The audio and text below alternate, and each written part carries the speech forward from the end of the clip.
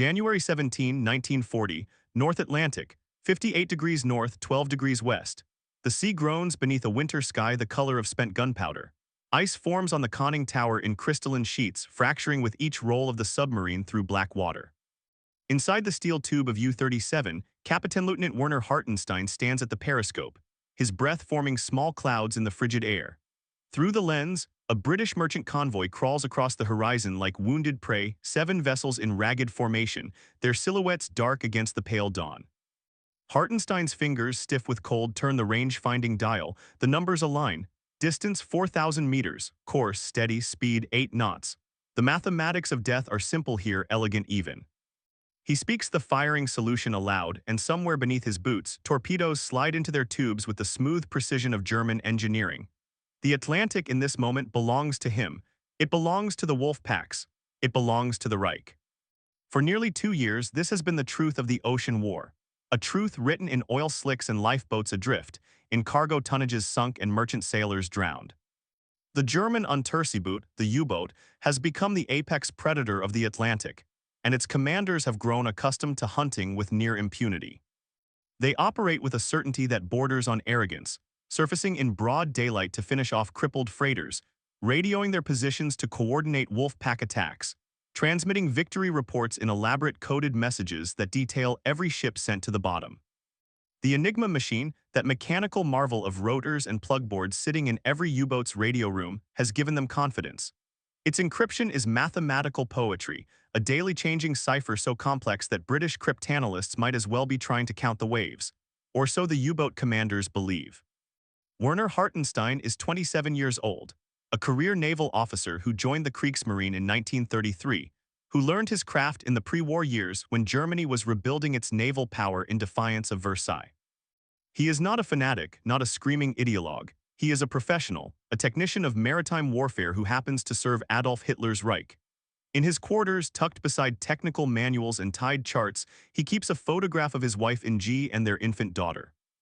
When he sinks a ship, he does not celebrate with wild enthusiasm. He records the details in his war diary with the methodical care of an accountant.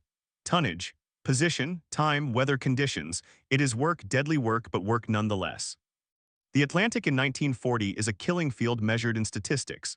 Between September 1939 and December 1940, German U-boats will sink over 1,000 Allied merchant vessels, more than 4 million tons of shipping sent to the ocean floor. The numbers are staggering, industrial-scale destruction that threatens Britain's very survival. Every ship lost is food that will not reach London, fuel that will not power factories, weapons that will not arm soldiers. Winston Churchill will later write that the U-boat peril was the only thing that truly frightened him during the war, the only campaign that kept him awake at night contemplating defeat. And at the heart of this campaign, enabling its terrible efficiency, sits the Enigma machine, a device that looks almost innocuous, a wooden box containing a keyboard, a lampboard, and a series of rotors that can be arranged in literally billions of configurations. The German faith in Enigma is absolute. It is more than confidence in a machine. It is confidence in German intellectual superiority, in the belief that the encryption mathematics are simply too complex for enemy minds to penetrate. The machine was commercially available in the 1920s before the military adopted and modified it. Its security lies not in secrecy of design, but in the astronomical number of possible settings, rotor positions, ring settings, plugboard connections, that change daily according to codebooks distributed to U-boat commanders. Each morning, the radio operator in Hartenstein's submarine consults that day's settings, configures the rotors, adjusts the plugboard, and suddenly every message transmitted is scrambled into apparent gibberish that only another properly configured Enigma machine can decode. The system seems invincible. What the U-boat commanders do not know, what they cannot imagine, is that at Bletchley Park, a Victorian mansion 50 miles north of London, the Enigma cipher is already dying. Not quickly, not obviously, but with the slow inevitability of mathematical logic applied with superhuman persistence. The breaking began before the war even started, in Polish military intelligence offices where mathematicians rather than linguists attacked the problem. Marian Rejewski, Jerzy Rosiecki, and Henryk Zygalski, 3 young Polish cryptanalysts, had achieved what German engineers considered impossible. They reconstructed the internal wiring of the military Enigma's rotors using nothing but mathematics and intercepted messages. They built mechanical devices called Bombe that could test thousands of rotor positions rapidly, narrowing down the daily settings to a manageable number for human analysts to solve. When Poland fell in September 1939, these mathematicians and their secrets escaped to France, then to Britain, delivering to British intelligence a gift beyond price, proof that Enigma could be broken and the methodology to do it. At Bletchley Park, in a collection of wooden huts scattered across the mansion's grounds, this Polish breakthrough becomes an industrial process. Hut 6 attacks German Army and Air Force Enigma. Hut 8, led by the brilliant and troubled mathematician Alan Turing, focuses on Naval Enigma, the specific variation used by U-boats, which proves even more complex than its military cousins. Turing designs an improved mechanical device called the bombe, a 6.5-foot-tall apparatus of rotating drums and electrical circuits that can test Enigma settings at a speed no human team could match. But machines alone are not enough. The cryptanalysts need cribs, predictable pieces of plaintext that they can assume appear in encrypted messages. They need intercepts, thousands upon thousands of transmitted signals captured by radio stations around Britain's coast. They need capture material, codebooks, rotor settings, even intact Enigma machines recovered from sunken U-boats or captured vessels.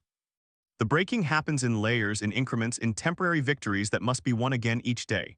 Some days the code falls quickly, and the Admiralty receives intelligence about U-boat positions while those submarines are still at sea. Other days the analysts fail, and the code remains dark, impenetrable. In the first years of the war, these failures are common. Naval Enigma is harder than the other variants because U-boats at sea cannot receive frequent codebook updates, so the system uses additional security features, extra rotors, special settings for weather reports, indicators hidden in dummy messages. The cryptanalysts at Bletchley develop ulcers from overwork, smoke endless cigarettes, survive on tea and biscuits, and slowly, painstakingly teach themselves to think like the machine. Werner Hartenstein, hunting in the Atlantic's black waters, knows none of this. When he transmits his position and intended patrol area, he believes the message is secure. When he reports sinking a 6,000-ton freighter, he trusts that only German Naval Command reads his victory. When he receives orders redirecting his patrol to intercept a convoy spotted by a reconnaissance aircraft, he has no suspicion that British intelligence might soon know his new course. The illusion of security is total, and it shapes how U-boats operate. They communicate freely, coordinate attacks, request supplies, report mechanical problems, transmit weather observations, all in Enigma encrypted messages that they believe are unbreakable as mathematics itself. May 9, 1941.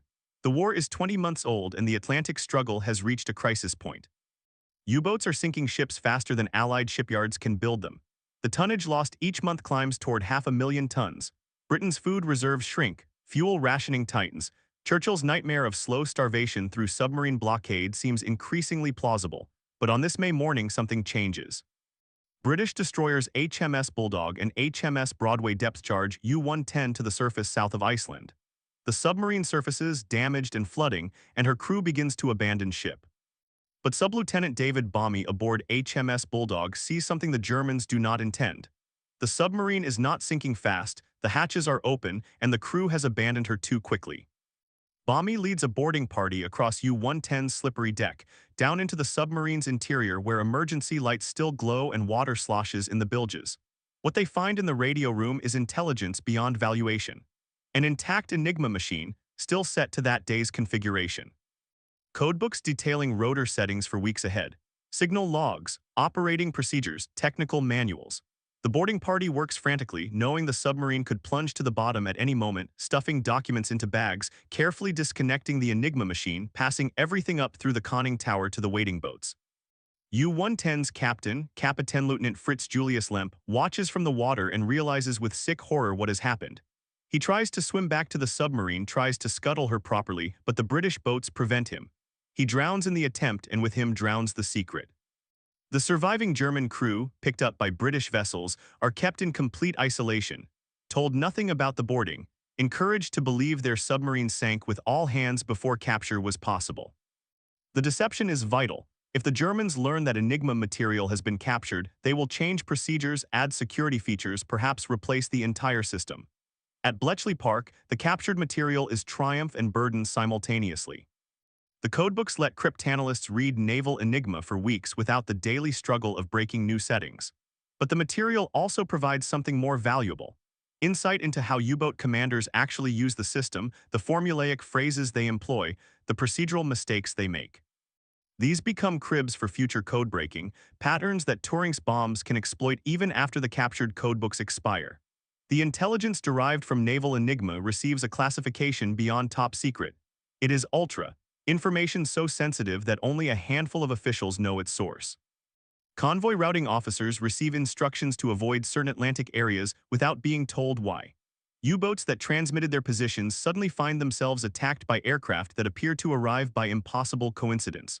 Wolf packs that report gathering for coordinated attacks mysteriously encounter convoys that have changed course at the last moment. In U-37's cramped control room, Werner Hartenstein begins to notice the small discrepancies in late 1941. A convoy that should have sailed into his patrol area never arrives.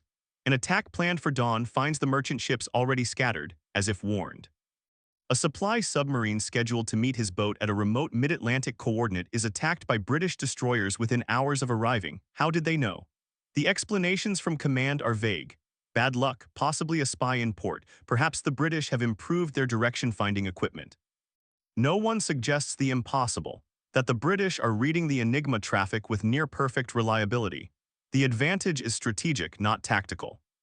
British cryptanalysts cannot break Enigma fast enough to read messages in real time, and even when they break a day's settings, the intelligence must be disguised through cover stories and misdirection to prevent German suspicion.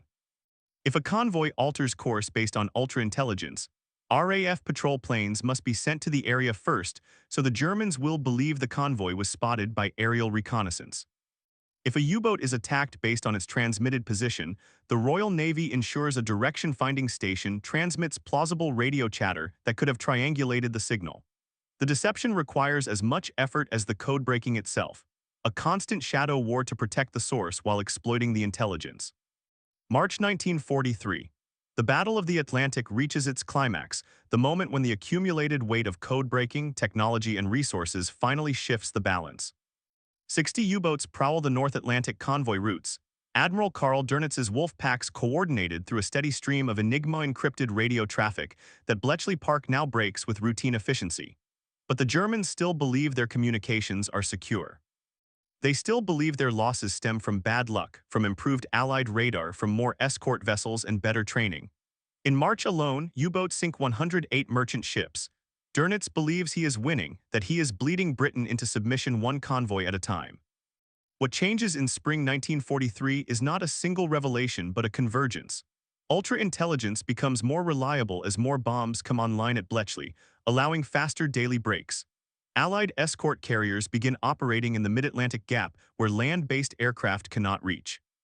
New radar sets can detect surface submarines in darkness or fog. Improved depth charges and ahead-throwing mortars make anti-submarine attacks more lethal. And through it all, ultra-intelligence guides the operational strategy, routing convoys away from wolf pack concentrations, directing escorts toward U-boats refueling at sea, anticipating Dönitz's planned ambush points before the submarines arrive. In May 1943, the statistics reverse with shocking abruptness. 41 U-boats are destroyed in a single month, a loss rate approaching 25%, mathematically unsustainable. The crews that survive report impossible encounters. Enemy aircraft appearing in the mid-Atlantic where no aircraft should operate, depth charge attacks beginning immediately upon diving with no time for evasion, convoys that alter course as if they know the wolf pack positions in advance. On May 24, Admiral Dönitz makes the agonizing decision to withdraw U-boats from the North Atlantic convoy routes, effectively admitting defeat in the campaign that was supposed to strangle Britain. He writes in his war diary that the enemy has achieved a complete surprise by some new device, and that continued operations at current loss rates would mean sacrificing the boats without any prospect of success. The new device Dönitz imagines is radar, is direction finding, is increased escorts, anything but the truth. Because the truth is unthinkable, that for years British intelligence has been reading the Kriegsmarine's most secret communications with increasing efficiency, that every Enigma transmission has been a beacon illuminating U-boat positions and intentions. That the mathematical certainty German engineers placed in their encryption was misplaced confidence born from underestimating enemy capability. The machine that was supposed to be unbreakable was broken through human intelligence, mathematical brilliance, industrial persistence, and the gradual accumulation of tiny advantages. A captured codebook here, a recognized phrase pattern there, a procedural mistake that became a predictable crib. Werner Hartenstein does not live to see the final defeat. In March 1943, U-156 under his command is attacked by U.S. Army bombers off Barbados and sunk with all hands.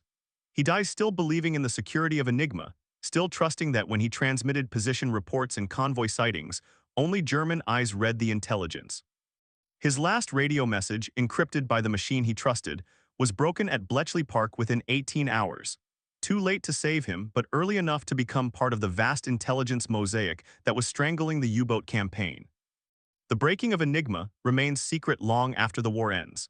The British continue using captured Enigma machines for diplomatic and commercial encryption in their former colonies, and they see no reason to inform those colonies that British intelligence can read every message. Former Bletchley Park staff are sworn to secrecy through the Official Secrets Act, threatened with prosecution if they reveal what they did during the war. Alan Turing, whose bomb design and mathematical insights were central to breaking Naval Enigma, dies in 1954 with his wartime achievements still classified. The story begins to emerge only in the 1970s when the British government gradually declassifies the ultra-secret, and historians begin to understand how profoundly signals intelligence shaped the war's outcome. The German U-boat commanders were right about one thing. The Atlantic was theirs for a time, those early war years when they hunted with near impunity, and their encrypted communications seemed unbreakable. They were professional sailors doing the work of war with the tools their nation gave them, trusting in German engineering and mathematical sophistication. That trust was not foolish. Enigma was a remarkable achievement for its era, complex beyond anything that should have been manually breakable.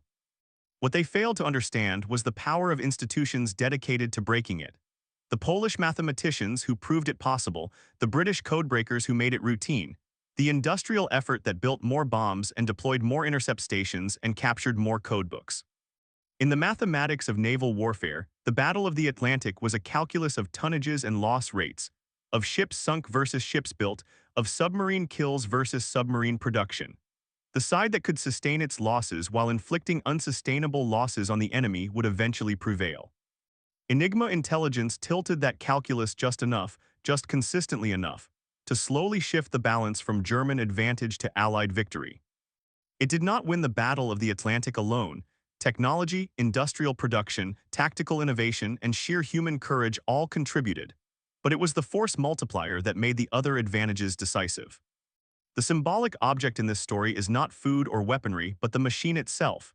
The Enigma, sitting in its wooden case in 10,000 different locations, its rotors clicking through their daily settings with mechanical precision, its operators typing messages that they believed were secured by unbreakable mathematics. That machine represented the German faith in technological superiority, in engineering excellence, in the belief that their systems were simply too sophisticated for enemies to penetrate. And the machine's failure represents the hidden truth of the war, that intelligence, persistence, and institutional focus could overcome even the most elegant technical solutions, that human brilliance applied systematically could break what mechanical complexity tried to protect. Werner Hartenstein kept a small leather notebook in his quarters aboard U-37, a personal journal separate from the official war diary.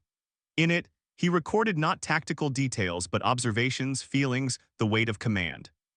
An entry from December 1940 reads, "The ocean is vast and we are small within it, but we are not helpless. We have our boats, our training, our courage, and our codes. With these tools, we can strike where we choose and vanish before the enemy responds." This is modern war, not mass against mass, but intelligence, precision, technology. We are the wolves and the Atlantic is our hunting ground. The confidence in those lines is absolute and it was not unreasonable. In December 1940, U-boats were sinking ships at a rate that suggested Britain might indeed be starved into surrender. The code seemed unbreakable. The technology seemed sufficient. The strategy seemed sound. What Hartenstein could not know, could not imagine, was that at that very moment, men and women he would never meet were solving the mathematical puzzles that protected his communications, were building machines designed specifically to break his machine, were turning his encrypted confidence into Allied intelligence. There is a peculiar cruelty in this kind of defeat. To fight bravely and skillfully, while unknowingly betraying your own positions and intentions to trust in a system that has already been compromised. To lose not because of cowardice or incompetence, but because the enemy has gained an invisible advantage that nullifies your every move. The U-boat crews were not cowards.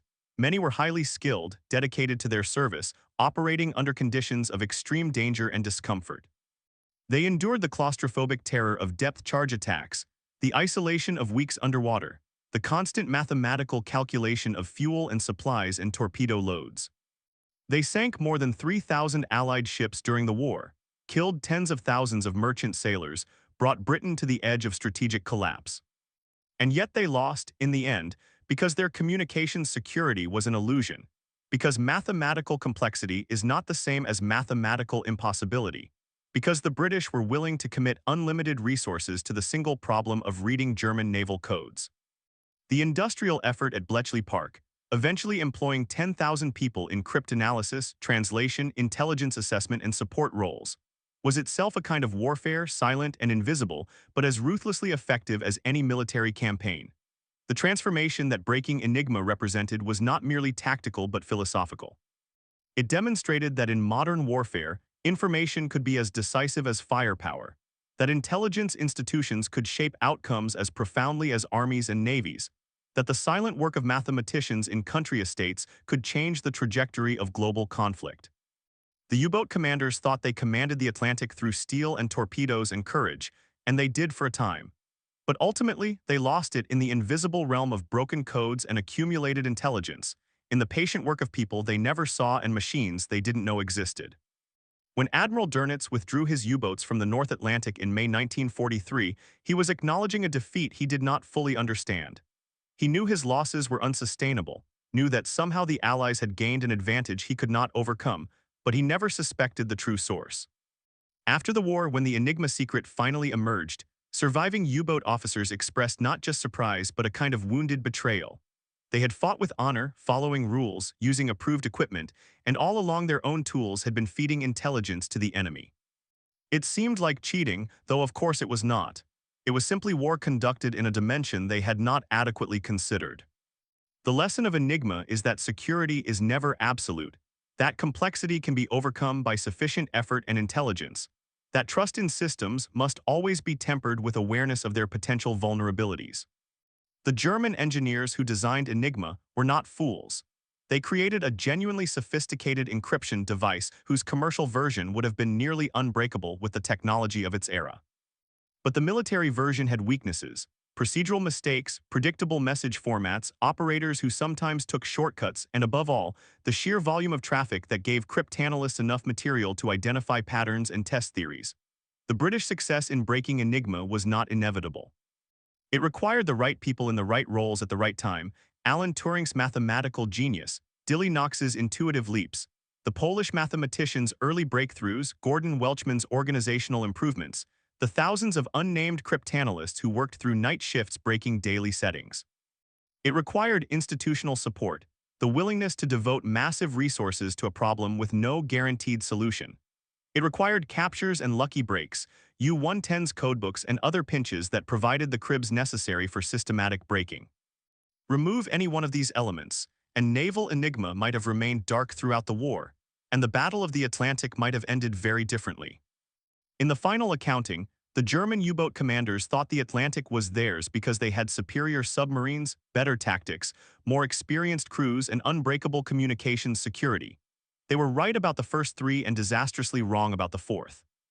That single error, that misplaced confidence in Enigma's invulnerability, gradually unraveled every other advantage they possessed.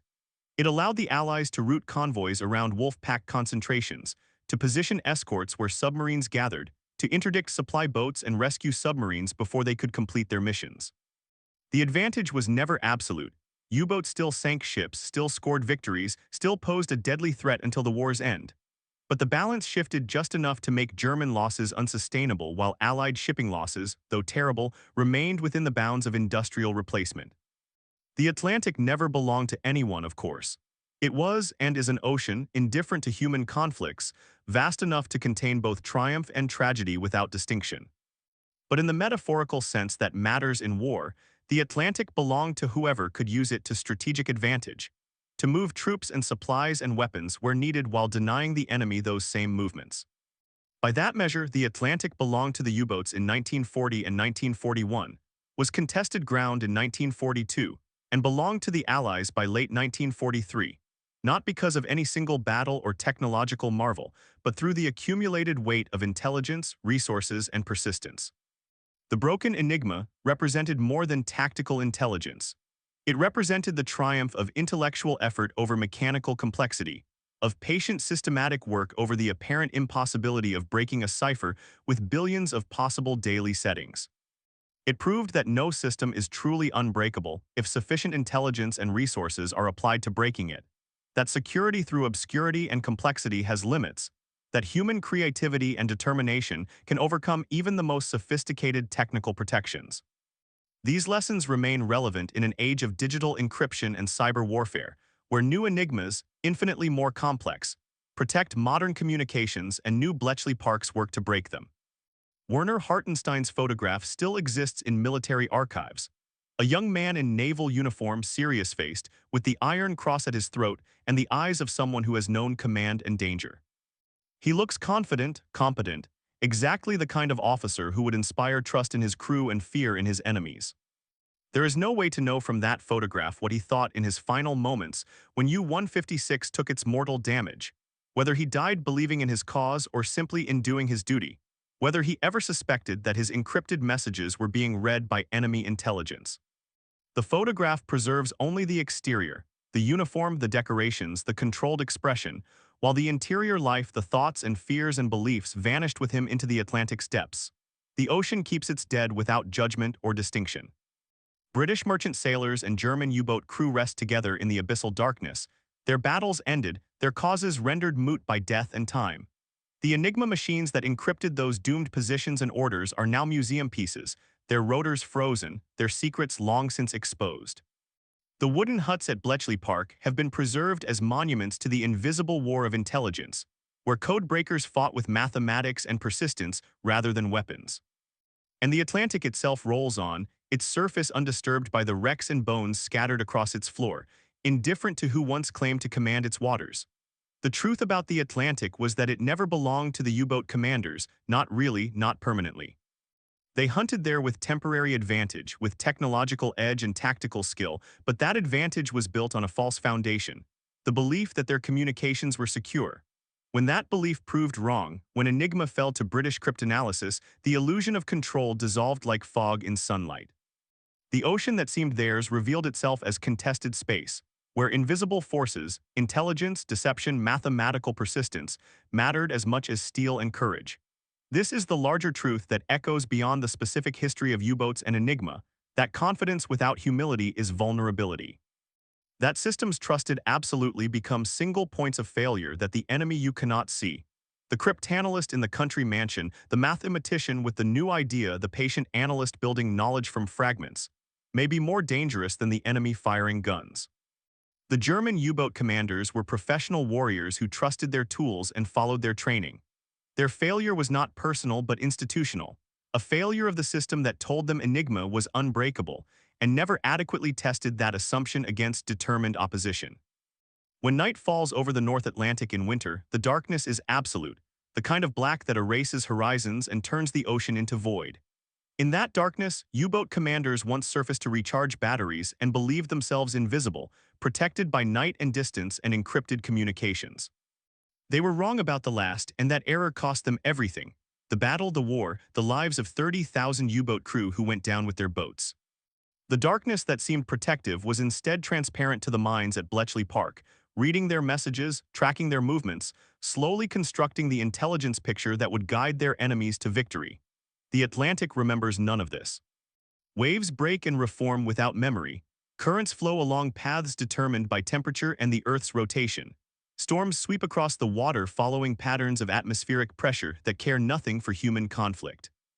But we remember, must remember, because the lessons matter. About hubris and humility, about the limits of technical confidence, about the power of persistent intelligence applied to difficult problems. The German U-boat commanders thought the Atlantic was theirs until Enigma was broken in secret. And in that single sentence lives a warning that echoes across decades. that what we believe is secure may already be compromised, that our advantages may be temporary illusions, that somewhere someone may be solving the puzzle we believe is unsolvable. The story ends not with dramatic revelation but with slow recognition, with statistics that gradually shift, with an operational commander's decision to withdraw from a battle he no longer understands how to win. It ends with machines sitting silent in archives, with survivors who carried secrets for decades, with historians piecing together the invisible dimension of warfare that shaped the visible one.